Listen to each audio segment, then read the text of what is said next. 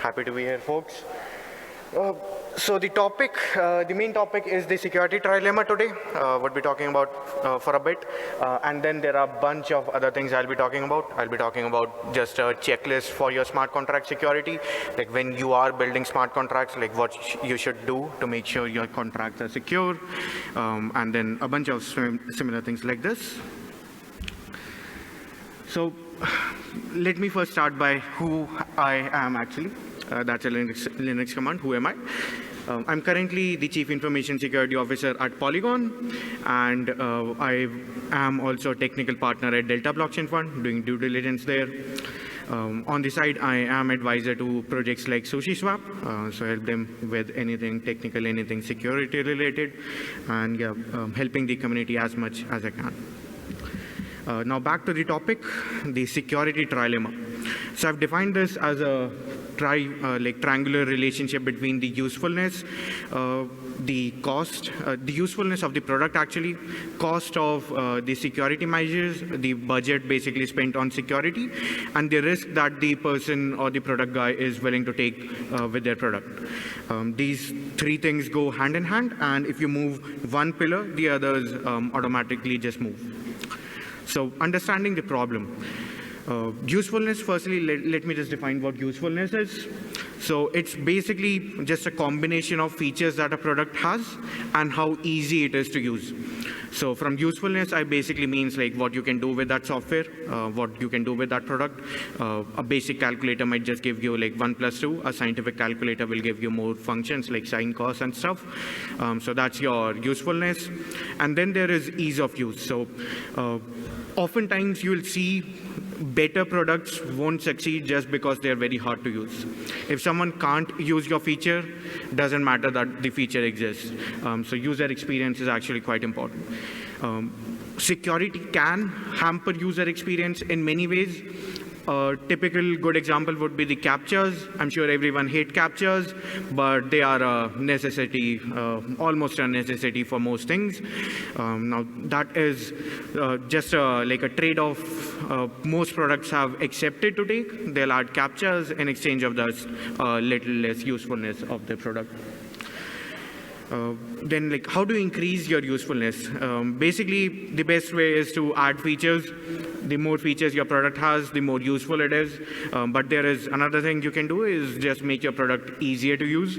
Especially in DeFi, you might have seen like a lot of projects or products launched which were too complex, but then easier versions of those projects launched and they just took off. A good example can be Bancor and Uniswap. So sure, Uniswap is or was different from Bancor even in V1, but the base concept was the same. But Bancor never really got much attention, especially in the V1 version, just because like it was relatively complex to use. They tied everything to the Bancor token and stuff, while Uniswap just made it all open, and rest is history. So that's one example. Then in terms of the trade-offs, when you add any feature to any product, you are basically increasing the attack surface.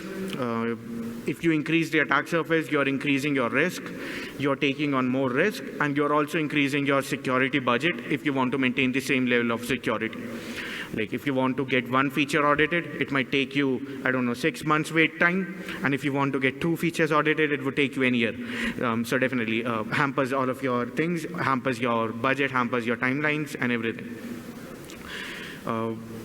Usefulness is obviously important. If your application is not useful, there's no point going forward. I mean, that's the base requirement for any product. It needs to be useful.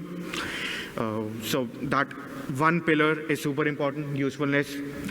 Cost is obviously another super important parameter, especially the product guys will agree. If you end up spending all of your budget on one thing, the product would just suck. You have to manage your budget very carefully, and you have to like make sure you are not just spending everything on security while not having an actually usable product. Risk is another thing you need to manage very carefully. Like if you don't manage risk properly and have 9 nodes, you might end up losing $650 million and not realize for a week that happened. So you have to be very careful about what risks do you accept. And that's basically the trilemma. You have to adjust these 3 parameters and find the right balance for you. One thing I'll tell about all the trilemmas is you can't solve a trilemma by their definition. You can only optimize for it. So the next time you see any marketing materials stating they have solved the trilemma, you can assume it's full of shit in most cases. Why you can't solve it? So I'll mathematically prove this. The reason is the things that are present in trilemma, they are measured on a scale. They are not a check mark that you just check off. So security is not just a check mark you check off this is secure or not. It's always a scale of like how secure it is, how safe it is. Cost is not a check mark. Like you don't just check mark of $1, it's costly. It's always relative. It's always a scale. And same as usefulness. Like something very basic is also useful and something super complex is also useful. So it's just a scale. So you can't just like solve a scale. You can't just tick mark that off. You have to find the right balance for everything. And that by definition, you basically optimize the trilemma. So how do you actually optimize the trilemma? So now this depends a lot on the product itself. I can give you some pointers. So one thing is usually extremes are bad. So you want to be somewhere in the middle. You don't want to spend all of your budget on security. You don't want the product to be not useful at all. And you also don't want to take on all of the risk in the world in most scenarios. But obviously there are certain things where like being extreme is fine. So for example, if you are Bitcoin, then having a product that is not very useful, that spends like energy of multiple countries on security, and that like takes no risk is probably a good like trilemma situation. Then if you're building an MVP product, then you can obviously go super high on risk. If there is like no monetary value to it, you are just building something for fun. People call it testing in production. So in those sort of things, yeah, you can take on super high risk. For cost, people don't really spend much money on like these MVP type of things. All of the focus goes into the usefulness of the product in that case. So for those sort of products, yeah, it's good to like focus everything towards usefulness. But for most products that go live in production, yeah, you have to just find the right balance. It depends on product to product, but there is always a good balance. The third thing I'll add is you need to adapt over time. A lot of times I've seen a lot of projects that just mold themselves in a shape at the start of the project and then they never change. So I'll tell you, like, even I've seen projects that just allocate a fixed budget to security, and 5 years later, when the project is 10 years, when the project is 10 times more complex, the security budget is still the same. People, I don't know why, but don't adapt over time. Change is super important. Evolution is super important. So doesn't matter if you have struck the perfect balance. You need to keep tweaking it over time. And like you might have to tweak it depending on external parameters, not just your own product, but external parameters can also affect the right balance that you should be having. This is basically like what I had for the trilemma. Now I have a bunch of other things. But before that, I'll get into shilling. Today's video is sponsored by Raid Shadow Legends. Well, not really, but the two things I'll mention here is one, Delta Blockchain Fund. Keep an eye on it. I'll be dropping a few useful small DeFi tools for it. The MVP sort of projects which are good on usefulness. But yeah, I'll make sure they are relatively secure. And then the second, Polygon. I'm currently building the best security team. So like if you are interested in security, just reach out to me. I'm hiring aggressively. Now, this one, pointers for writing secure smart contracts. This is basically something I was working for an internal list in Polygon, just like creating some guidelines and security stuff. I'll probably make the whole thing open source eventually once it's ready, but just to give you some highlights.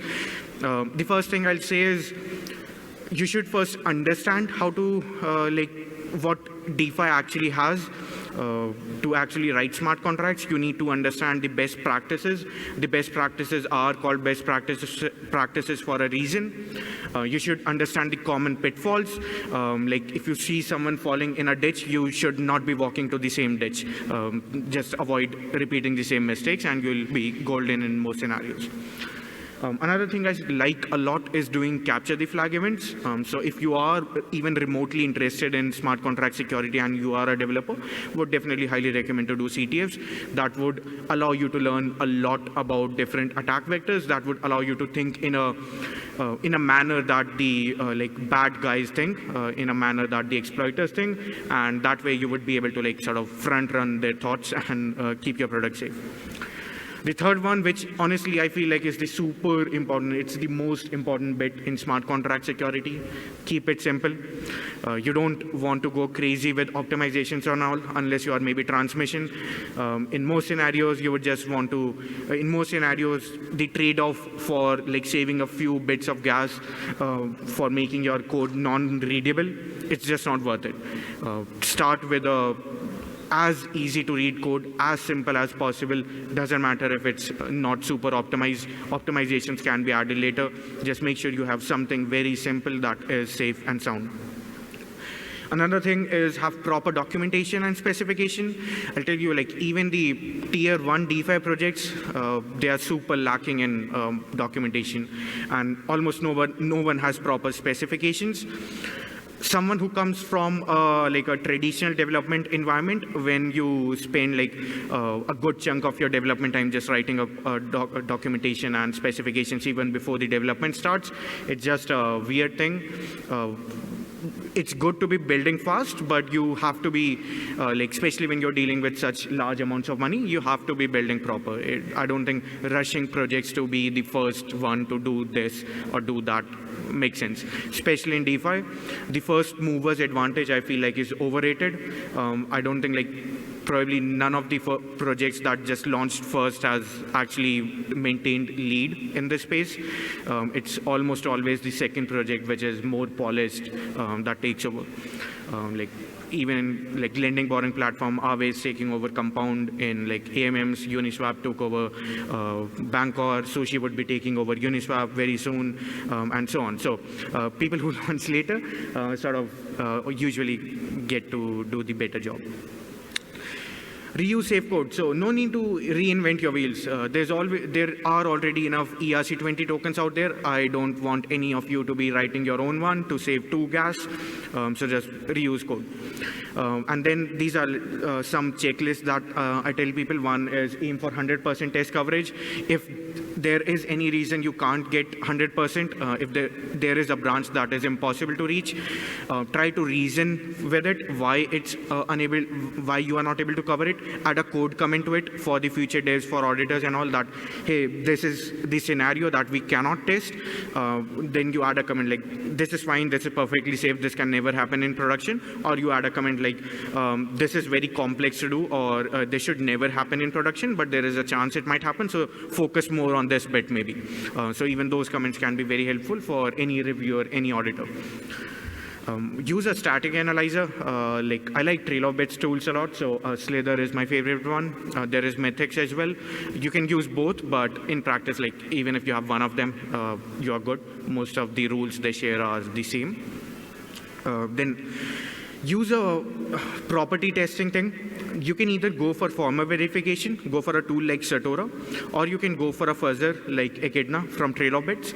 The difference is basically with formal verifier, you'll have guarantees that the property you are testing, maybe you are saying that X should always be less than 5. A formal verifier would give you a mathematical proof that there is no code path possible where X can be greater than 5. So you'd be like 100% certain in that case. On the other hand, a fuzzer would just keep trying random inputs to sort of, you can customize the inputs, but let's just say it would keep trying random inputs and see like in any scenario, in any path of the input, does the value like breach your condition? Does it become greater than X? So you will never get absolute security with a fuzzer. You would get probabilistic security. Like the longer you run the fuzzer, the higher chance that there is no bug. So yeah, in theory, formal verifiers obviously look good.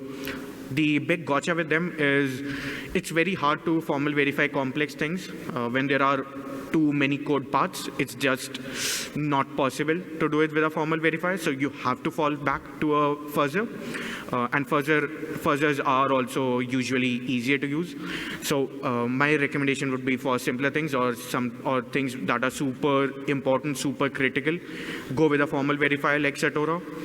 For things that are like maybe too complex, that are like integration of yarn, curve, and I don't know what not, some V tokenomics and all in one function. That thing you just can't do with a formal verifier. So go with a fuzzer, just try random inputs, let it run for multiple months or something, and hopefully it won't find anything. But fuzzers have actually found issues. I remember, I think it was consensus diligence solidity fuzzer or something that found an issue after 3 months of just continuous fuzzing. So it can take a while, but like even that single bug can be quite useful. The last bit, obviously, get peer reviews and audits. I know it's hard to find audit slots right now for any of the good firms, so you just have to ask your friends to do semi-audits for you, but that also works. Oh yeah, so I was collecting topics about this talk at 4 a.m. today.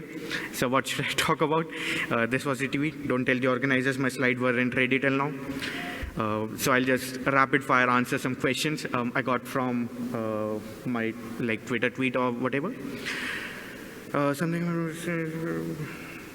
Oh yeah, so this is something I just talked about. There are certain things that harm the UX in terms of security. CAPTCHA is the most, I think, relatable experience. Everyone hates CAPTCHA, but they are super important. Other things like slippage protection can be one thing in AMMs. Like most of the people don't realize what slippage protection is doing, but it helps you from being sandwiched in most scenarios and all. But it also can lead to some like failure of transactions or trades when the prices are moving very fast. The asset is very volatile. It's dumping faster than Titan or something. So yeah. Can users trust DeFi if they can only review the smart contract? It really depends on the smart contract. If the smart contract does not depend on an external factor, it's a self-contained smart contract, then yes, you can just trust the smart contract. A good example would actually be Uni's V2 code base. Assuming like it is decentralized, there is not much like Uni can do to rug your stuff. While there are certain code bases where the owners or the DAOs can actually like upgrade the contracts or whatever and steal all of those things. So in those things, you can't just depend on the smart contract. You also have to depend on the DAO itself or the people controlling that power. So will you post a recording or will there be a live stream? Probably should have answered this first, but yeah, I think there is a live stream going on. Is deflationary based assets? So yeah, like a lot of ETH folks would disagree with me, but I would say like deflationary assets for a platform that wants to get used is a bad thing. I don't think you should be like deflation basically promotes users just to hold tokens. We want users to actually spend their tokens, build cool shit. So I don't think deflationary model is a good bit. The only gotcha there is Ethereum is not deflationary, not even in ETH2. It might become deflationary if it gets a lot of usage. If it gets usage more than it can possibly sustain, then it becomes deflationary. So it becomes a self-balancing model where like the system actually wants to slow down growth so that the nodes and all can keep up, or the gas prices don't like go crazy and all. So if it's being used a lot, then it becomes deflationary. But if it's not being used a lot, then it would remain inflationary and it would be promoting use of the token. So that model fits. But if there is a lot of DeFi tokens just launch and say like we are deflationary from day zero, even if you don't use it, most of them are Ponzi's. So what audit really accomplishes? So everyone has to understand audit does not guarantee anything, especially code audits. Financial audits are a completely different beast. You can verify things mathematically, but when you are doing code audits, you just can't verify things. You can only sort of do peer review in some sense. You can, like, again, it's not a check mark, it's a scale. You can move towards a good quality scale, but you can never just say, like, this is audited, this is safe. That can never happen. So now about the bridges and all. Yeah, so in DeFi, like this is something I was just talking about someone. A lot of hacks sort of just happen in clusters. So people just figure out a new attack vector or a new attack surface, and most of the protocols that are using that like attack vector or surface just get exploited. So when the like flash loans came in power, I think BZX was the first one that got wrecked. Like all of the attacks just immediately become flash loan based. That was all of the hype because, that was the latest attack vector. People hadn't realized that ditch yet and were just falling in it again and again. These days, bridges are the new hype, wormhole, the Ronin thing and everything. So bridges are the new attack vectors. That is what the attackers are targeting right now. So bridges should remain careful, but they should make sure their code is safe. But that's the latest thing in this space right now. So yeah, everyone's going after bridges.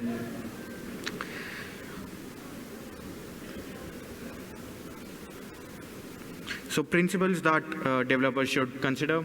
Again, the checklist I give, that is good. The balance you need to find out in the space, that is good. It really depends on product to product. I don't think there's any general advice apart from what I've already talked. But just think about your product, think about how much, what balance you want to find there, and go with it. So Vitalik's multi-chain and cross-chain thing, I agree with him on some bits. So one is, the future is multi-chain. I agree with him. If you find ETH maxi or even BTC maxis, they are just either lying to themselves or I don't know what they are doing, but I can guarantee you the future is multi-chain. Just imagine if cars were created in the 19th century and we only had one brand creating cars.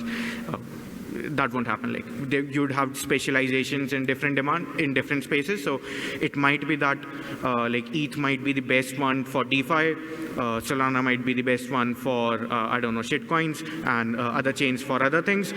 So there might be different use cases, but there will be multiple chains. No offense, Solana is great. Solana is doing great stuff, but this was just a joke. So yeah, next thing. Well, that's a comment, so I'll pass that. I didn't get time to edit it properly, so apologies for that. How protocols valued at 10 billion should have bug bounties? Yeah, I mean, with that, I'll say in this space, I think we really need a company like Zerodium. So if someone is from traditional security field, Zerodium is basically a company that buys zero-day exploits. So if someone finds a bug in Facebook and they can access Facebook, just log in into anyone's account, and they go to Facebook directly, they might offer them like 100K bounty. What this dev group or this security researcher can do is reach out to Zerodium instead and sell the zero to Zerodium. All of this is legal. I don't know how, but it is. Zerodium would likely pay them in millions, and then Zerodium would, with their lawyers and all, negotiate with Facebook and I don't know what, get probably even more for that bug. Or just maybe sell in the black market. So in any case, companies like Zerodium that can guarantee you fair market value for any bugs would be great in this space. I personally, I have reported a lot of bugs. In fact, once I reported a critical bug in a layer 1 chain, I got a bug bounty of $250, even though the stake was tens of billions of dollars. I wasn't even angry about it because for me, I wasn't doing it for the money. I was just doing it for fun, for education and all. So it really depends on the motivation of the person. I think from that incident, I learned a lot more than what money could have made me or earned me or whatever. So I don't want to put exact numbers for different types of bounties, but yeah, I do think there should be some intermediary who guarantees fair market value for bounties. Deflationary base asset, I think we have already talked about this, and the security culture. 90% of the projects launching that are present right now, honestly, I think won't exist 5 years later. People are very bad at optimizing that trilemma. Everyone is just going for that usefulness. People don't care about risk. People don't care about security. There is no budget for security. Projects are launching without peer reviews, without any audits.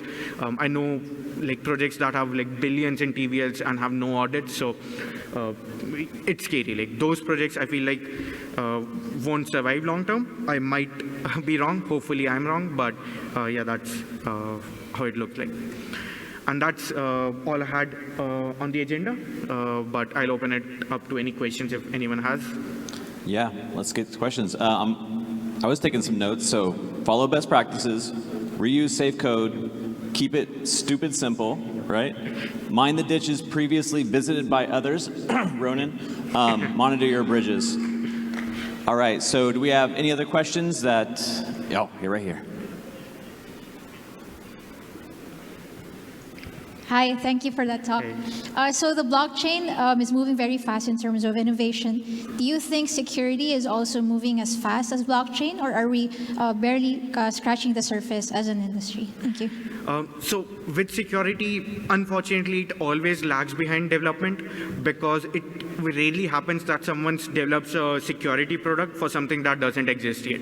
It always happens that a product launches and people realize it's not safe, so people start working on like how to make that secure and stuff.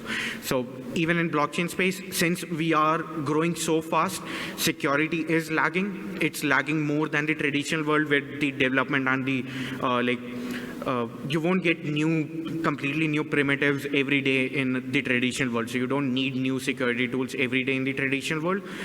So even though security lags behind the latest stuff there, it's still fine. A good example would be antiviruses. You will see they keep updating every day. They have now added behavioral analysis, but they only update the database when they actually like see the bug. The viruses are the latest ones at least are always one step ahead. So yeah, in the blockchain space, it's even more like focused in the sense that we keep dropping new protocols, new primitives and whatnot every day. The security space just can't keep up. So it's a tough situation, but yeah, over time, I think it is getting better. Yeah, hi, here, this. Yeah. So you mentioned about the budget problem, and then obviously in the Web 2 world, we've been seeing that also. Like, security is considered to be a cost center. We don't get the kind of reward, and then. So what kind of typical budget would you recommend for companies? And if we categorize, let's say, bootstrapped early stage versus growth stage versus matured, do you have any ballpark number or percentage or any suggestions? Sure. So putting a number again is very hard. Depends on the product. Depends on the range you optimize for. Like in general, I say like 10% of your engineering budget, at least 10% of your engineering budget should go towards security. So that would include like audits and all. This is the like the number we use in the traditional world, especially like if you're building any project, at least in the traditional world, 10% is the standard accepted amount. In the DeFi world, if you're just starting up, you don't have a lot of money to burn on security and all, 10% is fine. But as the project matures, I feel like more of the engineering budget should move to security, because like smart contracts are not upgradable. What are you going to do with all of that engineering budget when your project is already live?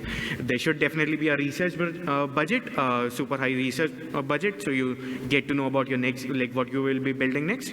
But you should be spending a lot on maintenance and security as well while the project is live. Let's get Mudit a big round of applause. Thank you, guys.